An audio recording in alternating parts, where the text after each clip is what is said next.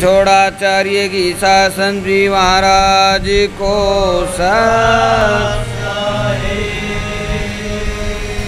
सदगुरुबंदी छोड़ स्वामी श्री पुरुषोत्तम देव जी महाराज को सत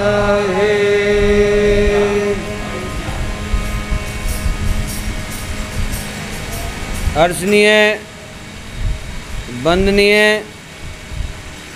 आत्मस्वरूप सदगुरु प्रेमियों, आप सभी महापुरुषों की अमृतमयी वाणी का काफ़ी समय से पान कर रहे हैं। अनेकों वाणियों के द्वारा, अनेकों साखियों के द्वारा महापुरुषों ने, संतों ने इस जीव को भवसागर पार करने के अनेकों रास्ते, राह दिखाई हैं।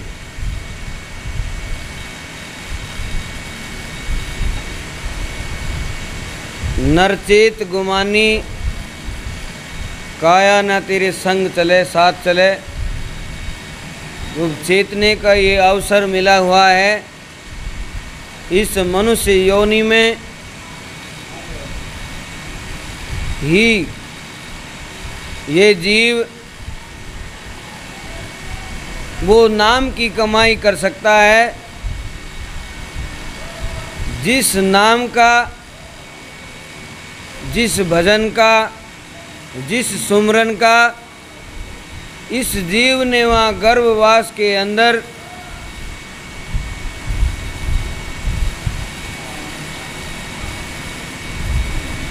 वो बोल कबूली की थी, वो वादा उस प्रभु से किया था कि हे मालिक, हे मेरे साहेब, मुझे इस गर्भवास के अंदर से बाहर निकाल दे। इस घोर नरक कुंड के अंदर, इसके अंदर से मुझे बाहर निकाल करके मैं हर पल तेरा ही नाम लूँगा और कुछ नहीं।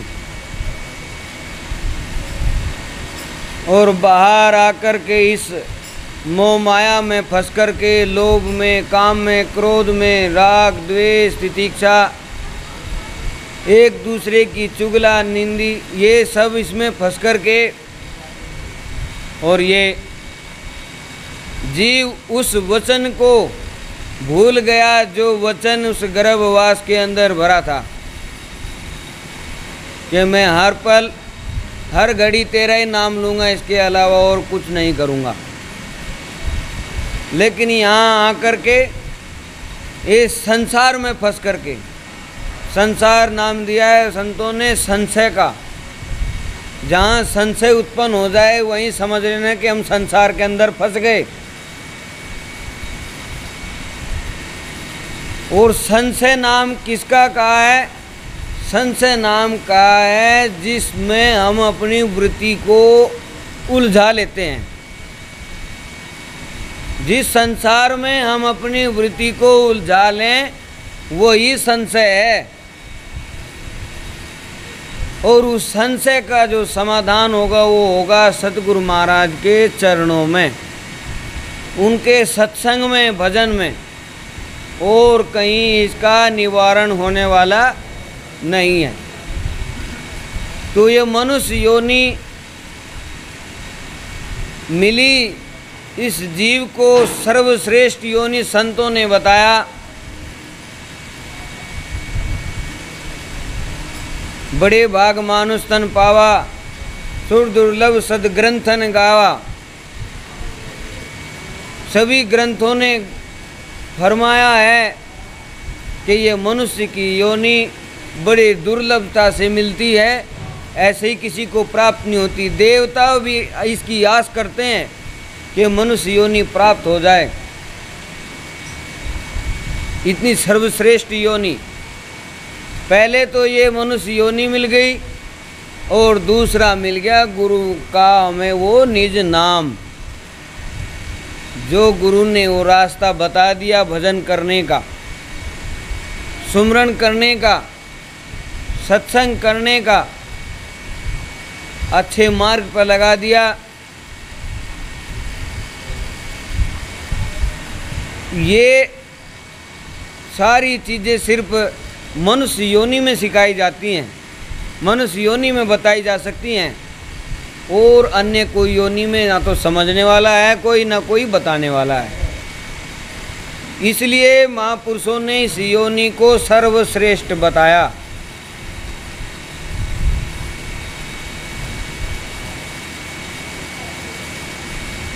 एक बार एक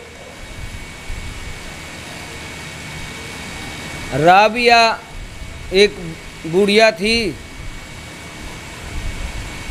और उसकी एक झोपड़ी थी, गांव के पास में ही रहती थी।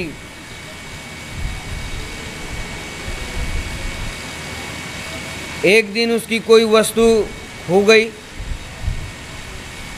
तो राबिया उसको ढूंढने लगी बाहर।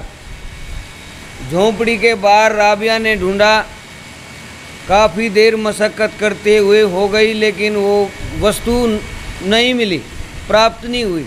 तो कुछ लोग आए वहाँ, राबिया से कहने लगे कि राबिया किस चीज़ को खोज रही है, किस चीज़ की तू खोज कर रही है।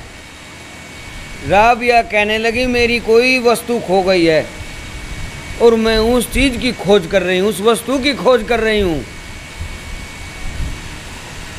अब एक आदमी ने पूछ लिया कि ऐसी कौन सी वस्तु है जिस चीज़ की खोज कर रहे हो और वो वस्तु खोई कहाँ है। यदि ये पता लग जाए कि किस जगह पर वो वस्तु खोई है तो वस्तु को ढूंढने में आसानी होगी। राबिया कहने लगी कि वस्तु तो झोपड़ी के अंदर खोई है। तो किसी ने कहा कि जब वस्तु झोपड़ी के अंदर खोई है तो आप फिर वस्तु को यहाँ बाहर क्यों खोज रहे हैं जब वस्तु अंदर खोई है। राबिया माथे में हाथ मार करके कहने लगी अरे मूर्खों, मैं यही तो समझाना चाह रही हूँ, मैं यही तो कह रही हूँ, जब वस्तु अंदर खोई है तो बाहर क्यों ढूंढ रहे हो। मैं फिरूं पियासी सत्संग मिलता ना, अभी शब्द गा रहे थे ना, मैं फिरूं पियासी सत्संग मिलता ना। सत्संग कब नहीं मिलता, सत्संग जब नहीं मिलता जब तक हमारा हृदय, हमारा चित्त उन सद्गुणों में नहीं लगता, हमारी वृत्ति सद्गुणों में नहीं लगती। क्यों? क्योंकि हमें किसी की चुगली, किसी की निंदा, सास की बहू से और बहू की सास से, दुरानी की जिठानी से और बापू की बेटे से, इनसे हमें फुर्सत नहीं मिलती। जब तक हमें इनसे फुर्सत नहीं मिलेंगी, इनसे हम नहीं निकलेंगे, हमारा चित्त हरि के चरणों में, भागवत में, कथा में, सत्संग में, भजन में नहीं लग सकता। और हमारा मनुष्य योनि लेने का ये जो समय मिला हुआ है ये भी बेकार है। महापुरुषों ने इस मनुष्य योनि को हीरा बताया,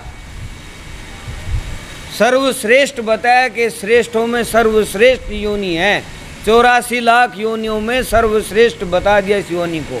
इसीलिए बता दिया क्योंकि इसके अंदर, इस योनि में, इस जीव के अंदर वो विवेक है, वो साधन है जिससे ये उस चीज़ को पकड़ सकता है, पकड़ कर सकता है और उस पर चल सकता है, और अन्य कोई योनियों में नहीं है। तो मैं फिरूं पियासी सत्संग मिलता ना, अगर ये भाव अंदर जाग जाए तो किसी की चुगली नहीं, किसी की निंदा नहीं, किसी का राग नहीं, किसी का द्वेष नहीं, कुछ अगर रह जाए तो बता देना। क्योंकि जब तक प्यास अंदर होगी, जब तक किसी की दूसरी चीज़, कोई वस्तु नहीं प्राप्त करने वाला, वो सिर्फ उस प्यास को बुझाने की आस में रहेगा। कौन सी?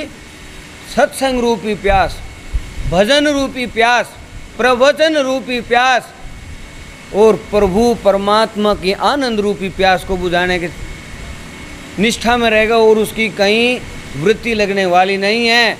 आप कई बार देखते भी होंगे बहुत से मनुष्य जब तरंग उठती हैं, उस परमात्मा की वो हिलोर उठती हैं, तो वो पागल हो जाता है, झूम जाता है। और उसका रूम 3.5 करोड़ रूम हैं, हर एक रूम खिल जाती हैं।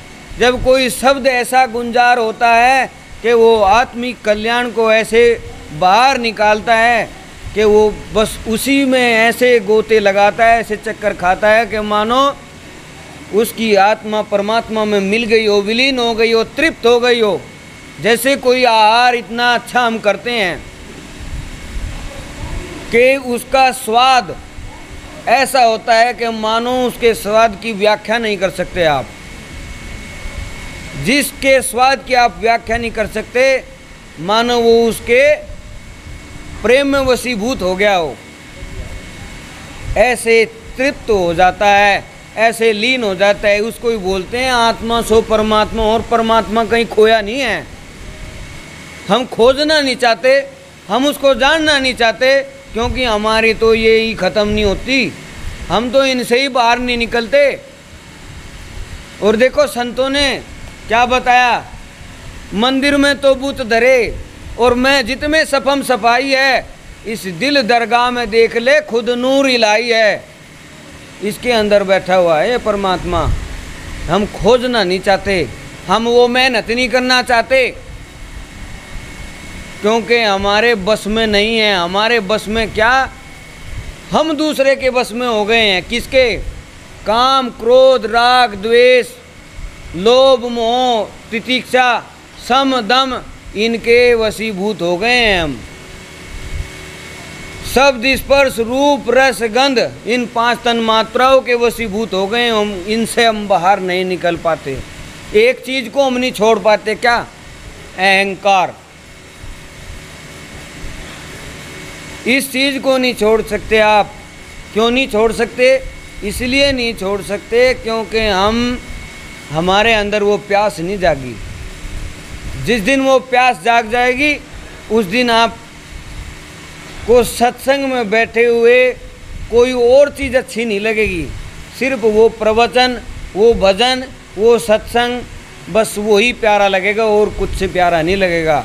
महाराज गीसा संत का प्रताप ऐसे ही नहीं चारों तरफ फैला हुआ है। महाराज जीता दास जी का प्रचार ऐसे ही नहीं चारों तरफ फैला हुआ है। उन्होंने वो कमाई की। महाराज जी अपने सतगुरु पुरुषोत्तम देव जी का प्रचार ऐसे ही नहीं चारों तरफ फैला, उन्होंने वो कमाई की है। उन्होंने उस वस्तु को जाना और दूसरों को भी दिया।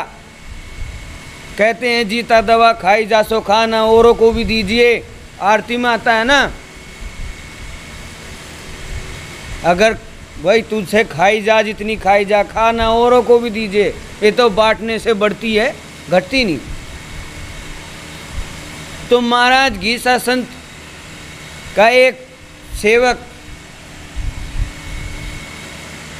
सत्संग में आ जाता है, पानी चला करके नाका खोल देता है और सत्संग में आकर के आपकी तरह बैठ जाता है और सत्संग में लीन हो जाता है। तो जिस क्यारे में नाका खोलता है, उस क्यारे में पानी फुल भर जाता है, बिल्कुल। तो वो पानी ऊपर से उतरने लगता है और वो जो सेवक है वो वहाँ उस सत्संग में लीन हुआ है। तो महाराज गीसा संत महापुरुष का ध्यान जाता है कि भाई ये तो यहाँ सत्संग में लीन है और इसका जो पानी चल रहा है वो टूट करके दूसरे के खेत में जाने लग गया। तो महाराज गीसा संत खुद जाते हैं और जाकर के वो नाका जब फेरने के लिए जाते हैं तो वहाँ उस सज्जन ने एक, उसको बोलते हैं भूबल, वो आग दबा लेते हैं जहाँ, उसको बोलते हैं भूबल। तो उस भूबल में आग दबाए हुए रखता है। तो महाराज जैसे चल रहे हैं, जा रहे हैं, तो एक बार एकदम से पैर उस भूबल के ऊपर आ जाता है। और जब पैर भूबल के ऊपर आता है तो पैर जलता है एकदम से। तो वहाँ जब बैठे हुए सत्संग में वहाँ उछलते हैं एकदम। तो वो जो सत्संगी सब बैठे हुए थे सज्जन प्रेमी, वो पूछते हैं कि महाराज जी क्या बात हुई, आपको क्या हो गया एकदम से? बोले अरे हमारा पैर फुकवा दिया। बोले जी किसने फुकवा दिया पैर? कहाँ फूक गया? आप तो यहाँ सत्संग में बैठे हुए हो। लेकिन वो एक लो होती है, प्रेम की लो। वो जब तार एक बार जुड़ जाता है फिर वो उसमें लीन हो जाता है। तो वो सज्जन लीन हो गया लो में, प्रेम में। तो महाराज घीसा संत का पैर आया, उछले, बोले कि पैर फुकवा दिया। कहने लगे कि कहाँ फूक गया? देखा पैर तो पैरों में छाले पड़े हुए हैं महाराज घीसा संत के। जब पैरों में छाले पड़े हुए हैं, लोग कहने लगे कि जी क्या हुआ? अरे इनको एक बैठा है बेवकूफ बीच में। वो ऐसा प्रेम में लीन हो गया कि वो अपना खेत में पानी भी भूल गया। हमें जाना पड़ा वहाँ, और हमें जाकर के वो नाका फेरने के लिए जब चले तो पैर उस भूबल पे आ गया। इसलिए उछले भाई, और देखा तो पैर में छाले पड़े हुए हैं। वहाँ जाकर के देखा तो वहीं भूबल दबी हुई थी, वो आग दबी हुई थी जिस पे पैर आया। तो ऐसी प्रीत करनी पड़ती है जब जाकर के परमात्मा प्राप्त होता है। ऐसे परमात्मा कहने से प्राप्त नहीं होता। गुरु जी बताते थे कि रोटी कहने से पेट भरने वाला नहीं है। अलावलपुर के चक्कर काटते रहो जब तक किसी का नाम पता नहीं मालूम होगा। किसके घर पहुंचेंगे? नहीं पहुंच सकते। तो इसकी जानकारी होनी चाहिए, इस परम तत्व को पहचानने की जानकारी होनी चाहिए, अपने निज स्वरूप की जानकारी होनी चाहिए। बाहर धक्के खाने से कुछ नहीं होगा।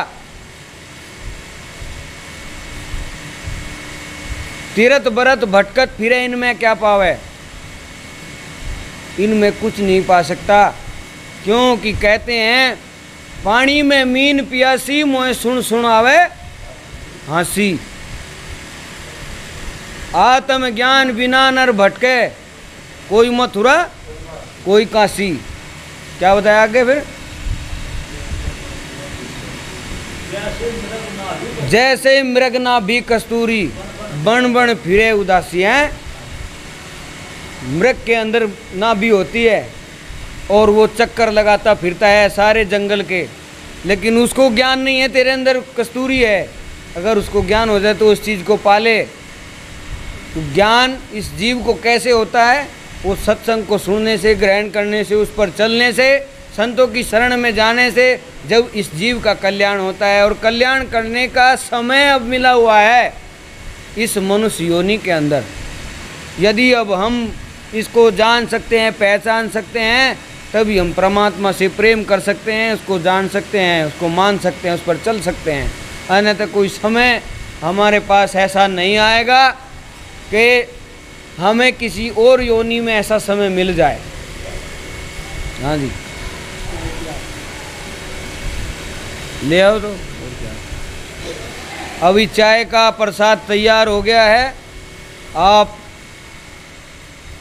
सब आराम से चाय लेना।